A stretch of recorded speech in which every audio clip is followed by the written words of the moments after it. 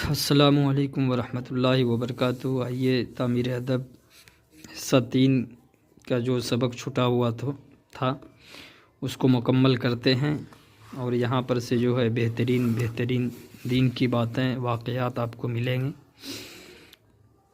آئیے دین کے بارے میں کیا لکھتے ہیں، پڑھتے ہیں۔ دین، بسم اللہ الرحمن الرحیم۔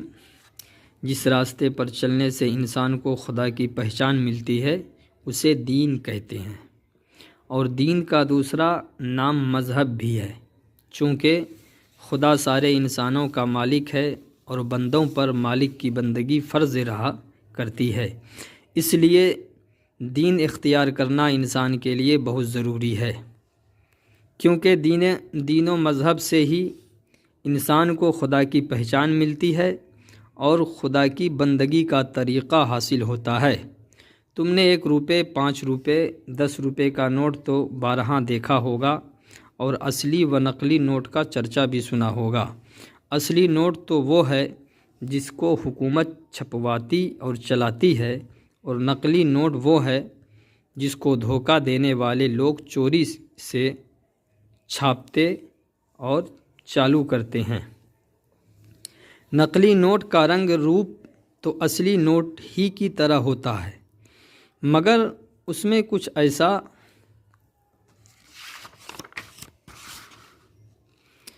فرق رہ جاتا ہے جسے ہوشیار آدمی دیکھ کر پہچان لیتا ہے کہ فلاں نوٹ نقلی ہے، اور پھر اصلی نقلی کا یہ مقابلہ صرف نوٹ ہی میں نہیں بلکہ اور چیزوں میں بھی چلتا ہے۔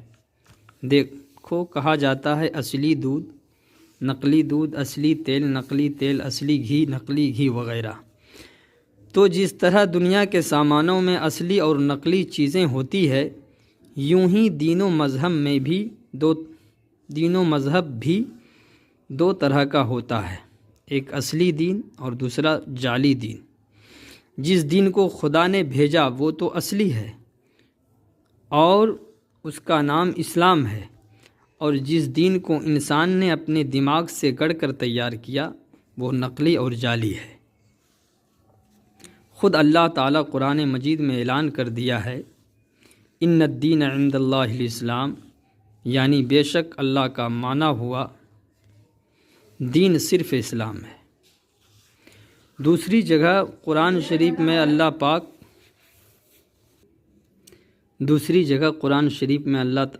پاک فرماتا ہے، وَمَن يَبْتَغِ غَيْرَ الْإِسْلَامِ دِينًا فَلَن يُقْبَلَ مِنْهُ، یعنی جو شخص اسلام کے علاوہ کوئی دوسرا دین چاہے گا تو ہرگز قبول نہ کیا جائے گا۔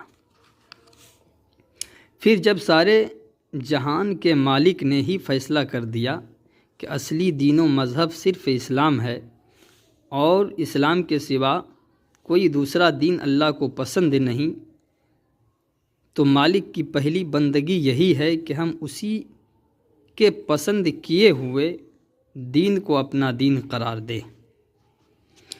اس بیان سے خوب اچھی طرح ثابت ہو گیا کہ جو انسان خدا کا سچا بندہ بننا چاہتا ہو اس کو سچا دین ماننا ہوگا، اور سچا دین صرف اسلام ہے۔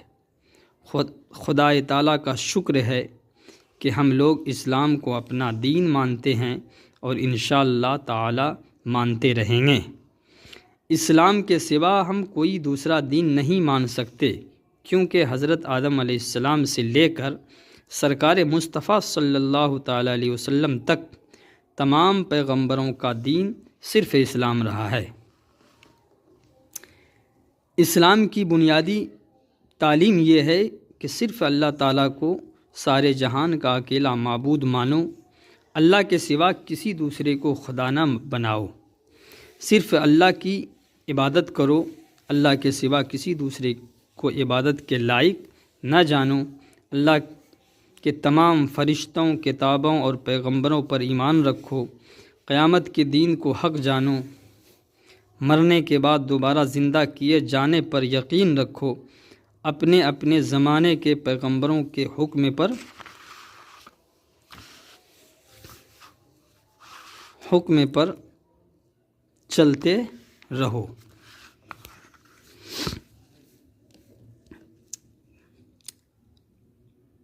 سرکار مصطفیٰ محمد عربی صلی اللہ تعالیٰ علیہ وسلم کو آخری پیغمبر مانو۔ اپنے اپنے وقت میں ہر پیغمبر نے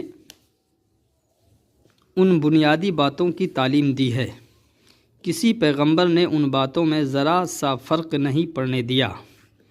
دنیا میں دین و مذہب کے نام پر ہزاروں لڑائیاں لڑی جا چکی ہے، اور آج بھی ایک مذہب کا انسان دوسرے مذہب کے انسان سے برسرے پیکار ہے۔ لیکن یہ سب لڑائیاں موٹی سمجھ کی پیداوار ہیں۔ سیدھی بات یہ ہے کہ جس دین کو خدا کی کتاب سچا بتائے وہی دین خدا کے سب بندوں کو قبول کر لینا چاہیے۔ دیکھو، قرآن مجید خدا کی سچی کتاب ہے، اور سچے دین کے بارے میں اس کا فیصلہ سنو۔ قرآن فرماتا ہے، ان الدین عند اللہ الاسلام، بے شک اللہ کا مانا ہوا دین صرف اسلام ہے۔ آج بھی اگر دنیا کے لوگ قرآن کے اس فیصلے کو بے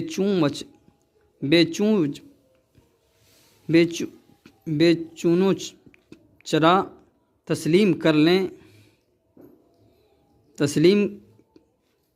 لیں تو پہلا فائدہ یہ ہوگا کہ دین کے نام پر ہونے والی لڑائیوں کا خاتمہ ہو جائے گا، اور دوسرا فائدہ یہ ہوگا کہ مرنے کے بعد جن سخت عذاب سے پالا پڑنے والا ہے اس سے نجات مل جائے گی۔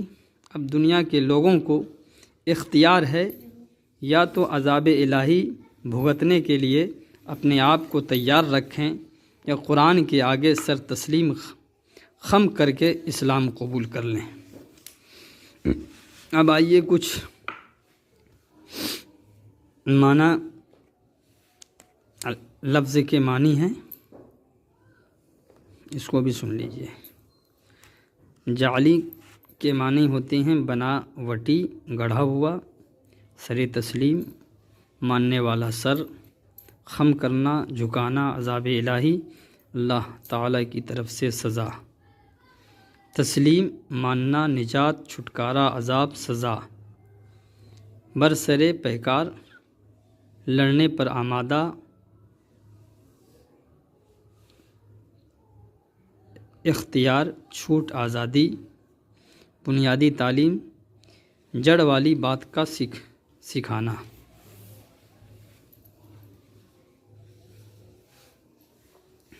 السلام علیکم ورحمۃ اللہ وبرکاتہ۔